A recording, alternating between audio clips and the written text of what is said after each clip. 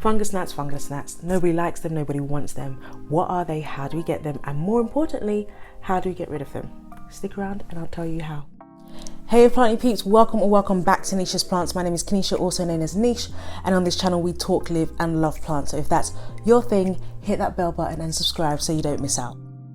So today, as you probably gathered, we're talking fungus gnats because I'm sure everybody gets them, and if you haven't had them yet, you will. I'm not wishing any, negative vibes on you or anything. I'm just being honest because it's going to happen. You'll see black little flies and you'll be like, oh, what is this? And that's fungus gnats. So we're going to talk about what they are, how we get them, and more importantly, 7 ways of which we can get rid of them. So let's get to it. So fungus gnats are mosquito-like looking flies, basically. They come from eggs when they hatch. They're called larvae. Their life cycle is about 4 to 5 weeks, but can mature in 4 to 5 days, depending on the temperature. Now, they live for about a week, and I know it doesn't seem like much, but one fungus gnat can lay up to 300 eggs. So imagine when you see fungus gnats, you might see 5, 10, 15, 20, depending on how bad the infestation is. Now, the bad thing about the larvae is that they feed on roots, especially seedlings, roots and stems they'll feed on, and obviously you'll start to see your plant deteriorate, but they will feed on fungus within the soil as well, or even roots that are rotting. Basically, they live in the topsoil, so the first 2 to 3 inches of soil. They like it when it's saturated, so moist or really damp, or really moist or damp for a long period of time. That's basically how they survive. That is what they make their home. So what we need to do to get rid of fungus gnats is 1, kill and eliminate the larvae. 2 is actually get rid of the mature fungus gnats so that they don't continue to lay eggs. And 3, basically destroy the habitat that they like to live in. So let's get into that. Now, obviously, just to add to what I've said as well in regards to fungus gnats, it doesn't necessarily mean you're always doing something wrong as to why you've got fungus gnats. Now, yes, overwatering can contribute to that because they like the topsoil to remain moist. Also, if you have root rot, then things happen. That could be another thing that attracts them. However, it's also possible that you've bought a plant that has fungus gnat larvae already within the soil, or you've bought soil from wherever, a garden centre, or wherever you buy soil from, and it's got eggs within it. We don't always know. So it doesn't, just because you have fungus gnats, don't feel like, oh my gosh, I've done something wrong, it's my fault.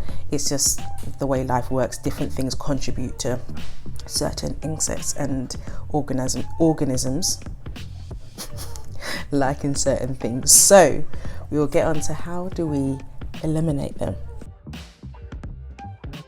So the first thing you can do to eliminate fungus gnats is, if you have a small infestation, you can use sticky traps. Sticky traps usually come in yellow, they're bright, and they're very, very sticky, like super sticky. Sometimes it's quite difficult to actually peel off the paper from the actual trap itself because it's that sticky, it sticks to your fingers. However, once you get around that, you can place them in the soil. Sometimes they have a little stick that you put the sticky trap sits on, and you put that in the soil. Other times, for me personally, I've just stick them on the rim of the plant pot.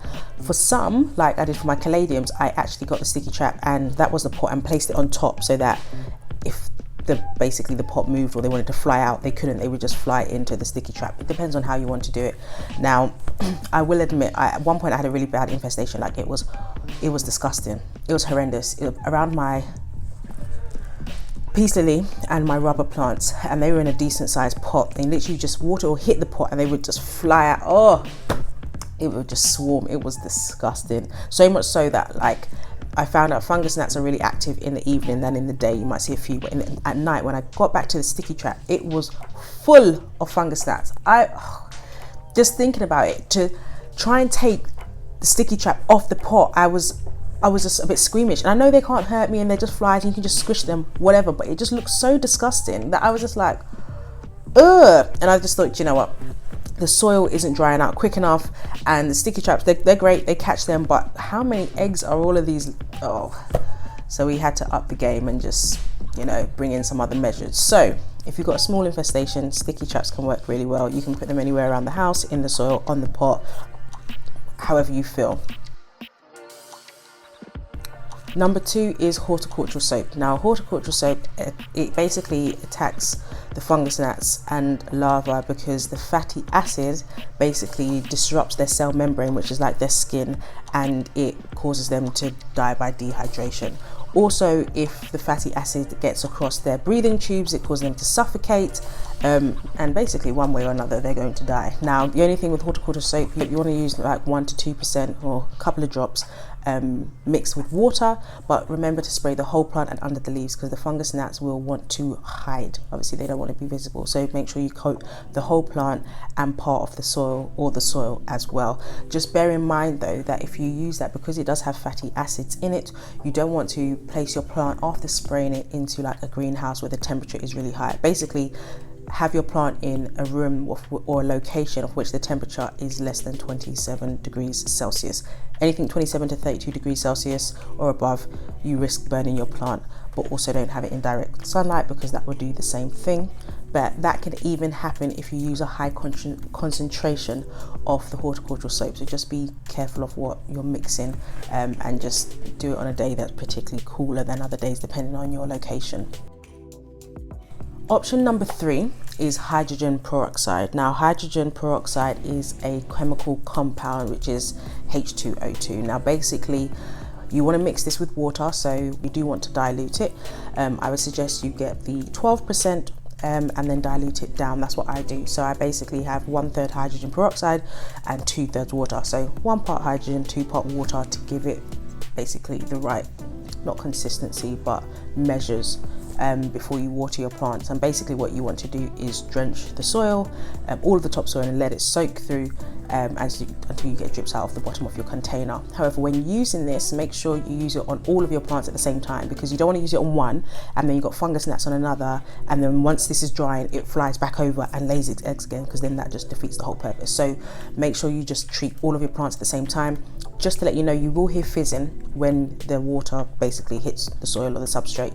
That fizzing is basically the release of oxygen and heat, and that's what hydrogen peroxide does. Now the oxygen basically oxygenates the soil or the substrate so that the roots get a lot more air, which is a good thing for the plant. This doesn't damage the plant, however it does kill all living organisms within that substrate. So if you have predatory mites in there, if you've got good organisms in there, they will die. So just be conscious of that you're basically really cleansing the soil and you're starting from afresh. So the organisms within the soil will have to then grow again, but it means that you kill the fungus gnats, both the mature and especially the larvae, because the larvae will sit between kind of 2 to 3 inches within the soil. That's what they like. So hydrogen peroxide is great. I use that, and that's my go-to, to be honest. Like if I feel like I have any sort of pest, literally do my hydrogen peroxide mix, pour it in, and then I'll do my horticultural spray on the leaves. So that is a really good one. It's quick, it's simple. You can get it on Amazon, you can get it in health stores, but we won't go into that. Anyway, I will throw some links down below of all the things that I've mentioned so that you can have a look, and if you need any of them, then they're right there for you to use.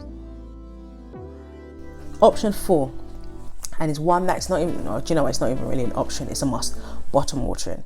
Bottom watering is when you water your plants from the bottom. So if it's in a pot and you've got your drainage holes, you've got a saucer, you put the plant in, you fill the saucer, wait for the plant to soak up, and you fill it again, depending on how much water your plant needs, and obviously depending on the size. Now if you have it in a decorative pot, you could just pour some into the decorative pot, put it in there, let it soak it up. Once you do this a few times, you'll understand how much water your plant needs. Now just to be conscious, you don't want to water your plant to the point where the water is soaked up throughout the whole of the substrate, because we want to keep I would say the first 3 inches of soil dry. So with a lot of my plants, I will water until I can feel about the third of the pot is quite weighty and watered. I can then leave it, because capillary action will allow that water to move up further throughout the substrate, but not enough that it's going to get to the top of the soil. That therefore ensures that all the roots can get the moisture that they need. The roots that are a bit higher up, the water will move throughout the substrate, or they can go down to get the water. But also it ensures that the topsoil remains dry, so fungus gnats, when they do come and they want to be like, oh, where can I lay my eggs? They're like, oh, this is rather dry, this won't work, okay, next, and they buzz off somewhere else. Or if there's larvae already in the soil, they die because there's nothing for them to feed off. So, to bear in mind, fungus gnats also feed, or the larvae, they also feed off the fungus or living organisms within the soil, within the substrate. So if that topsoil is dry, it basically eliminates them from being able to do that. Now, I know you might think it's going to take me ages to do this. With a lot of my plants, I have large trays, and I'll fill the tray up and I'll just put all of them in the tray, and I'll leave them for about 10 minutes, check them, and I can kind of see where the water is, because some of my plants I have them in clear plots, so I can see where they are and then put them back in their decorative pot or wherever they need to be placed. Others I will put in their own saucer, and then I can feel the weight to kind of gauge how much water they've taken. So that's a great thing. That works really well in eliminating fungus gnats. Now, if your soil is already quite moist or it's drenched, I would suggest that you kind of rake the topsoil, get a fork, use your fingers, whatever, just to loosen it up and get some airflow to help it dry out quicker. Or take something, whether it's a pencil or something, and poke a few holes in the soil. Obviously be careful of the roots, but poke a few holes in to help aerate it and for it to dry a bit quicker. And again, move the soil around a bit to dry it out as quickly as possible. And then continue with your bottom watering or your sticky traps, or if you've literally done your hydrogen peroxide, horticultural soap, and then go from the bottom watering. If you're enjoying this video, if you're finding that it's helpful, it's useful, it's giving you some tips or letting you know about some things you didn't already know, please do subscribe and like. And yeah, if you've used any of these options, do let me know if they've worked for you, or if you found one's worked better than the other, because obviously things change depending on where you are. Not one thing's going to work for everybody, and even you might just not like using that style of dealing with fungus gnats. So do let me know. So option 5 is Diatomaceous Earth. Now, Diatomaceous Earth is basically sedentary rock that has been grounded into a fine powder. It's white. Again, it's a natural product like hydrogen peroxide, which people use it for their health. You can research that if you want to, but it's also great for plants both indoor and outdoor. Now, it's best used when it's dry. Don't get it wet. When you do get it wet, it gets a bit clay / doughy like, depending on how much you use, and it kind of sits and nothing can get past it, but obviously it means things below can't breathe, and also it just means that it doesn't work as it should. Now, Diatomaceous Earth, how does it work? I personally have and would suggest that you put maybe an inch, 2 inch, depending on the size of your pot, or maybe a couple of centimeters if it's a small pot, on the surface of your soil. Now, again, you want the soil to be dry, hence you've been bottom watering. The topsoil is dry, or is drying. You put your Diatomaceous Earth on top of it, and basically when the larvae decides to crawl up and wants to, fly around, or you've got gnats that come and land on it, it cuts them up. Basically, that's what it does. It slices them up. I know it sounds really horrific, but we don't want them. So it cuts them up, and basically they die, and it again dehydrates them, and they die. Basically, that's what it does. Now, if you breathe it in, it's not detrimental to your health or to your pets, but obviously you don't want to be eating it and breathing it. It's a powder, so it can get a bit messy. So you might want to do it in an area which is easily to clean, or you're just gonna have to move a bit slowly and not throw it down. But it works well. So when I mentioned my rubber plant and I had sticky traps around the sides, once the topsoil had dried and I was bottom watering, because I put the sticky traps around the side because it's really, really bad. I then used the hydrogen peroxide in the soil, and I used the horticultural soap on the leaves and the leaves in the stem, because there was some gnats just sitting around, and then I started bottom watering, and I kind of just moved the topsoil around a bit just for it to aerate, and once it had, or air out a bit, and once it had, I then put the Diatomaceous Earth on top. So I had the sticky traps, the Diatomaceous Earth, and the soil had been drenched with hydrogen peroxide, and I left it, and it worked. And after that, I just continued bottom watering, and which I did with all of my plants, and I'm good. Like, I literally have a couple fungus gnats within my greenhouse, but we'll get to how we deal with those. But yeah, Diatomaceous Earth is good. You can use it indoor, outdoor, and it's not damaging to you or your pet's health. Option 6 is your decorative top layer. Now, I say decorative top layer because you can place anything that you feel looks nice, whether that's sand, whether that's pebbles, whether that's orchid bark, whether that's decorative stones, whether that's lacquer. You take the 2 to maybe 3 inches. Obviously this is depending on the size of your pot. It could be an inch from a small pot, or 2 inches if you've got a larger pot, or 3 inches if you've got a really big pot, and you take that out and you fill it with whatever decorative layer you would like.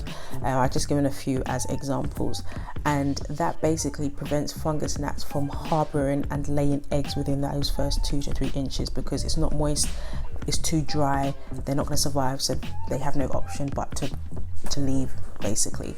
And it's the way it works, and it does work with bottom watering as well, so it just kind of eliminates you having to wait for the topsoil to dry if it is really saturated or it's been really damp for a long period of time. You can remove it all together, do your drench if you want to, lay your top layer and bottom water, and you eliminate having that space for fungus gnats to lay eggs, because it's dry and it's too deep and they're not going to go any further down than that, or they can't, because you've got the different layers and they're definitely not getting through. Option number 6 I love. I particularly use these in my greenhouse. It is the Pinguicula plants. I probably said that incorrectly, but I'll put the name across the screen. And I've got the Tina and the Wessa. Now I've got 2 Wessas, 1 Tina, and they are lovely carnivorous plants. They're beautiful and they flower really nicely. And I've basically got 1 on each shelf, and what they do is they excrete a sticky substance.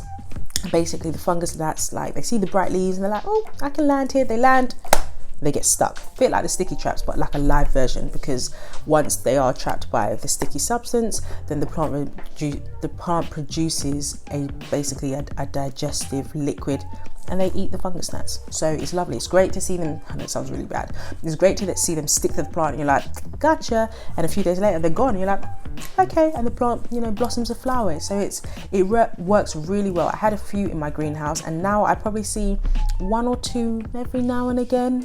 Like before, I would open it up and you'd have them flying out and you'd be like, ah, but now they've dealt with them really well. So like I said, with the greenhouse, I did the hydrogen peroxide. I then, for some of them, taken away about 1 inch off the topsoil, and then I've put the Pinguicula plants in there. Now, all of them just kind of have their soil or their moss or bark as is. I don't really worry about it too much, because the Pinguicula plants are actually doing what they're supposed to be doing, so that works really well. I'll put some links down below as to where you can get these plants, because they are beautiful. They do have, what's the word I'm looking for? They sun stress, that's the word I'm looking for. So it makes them even more beautiful. Plus they blossom. It's just like, oh, wonderful. So definitely one. And also they don't require too much watering, just a little bit, and they're great. So I would definitely recommend them. Now, last but not least is option number 7. Now option number 7 is mosquito bits. Now I've left this to last because I know a lot of people in the US can get mosquito bits, but those outside of the US, especially those UK, Europe, we don't really have access to it, and to try and import it across is just like a ridiculous amount of money. So if you do have mosquito bits, or you do have access to them, then you can use those. You can either put them on top of the soil. I know some people don't like to do that, because after you're watering they start to grow little fungus and it just doesn't look good.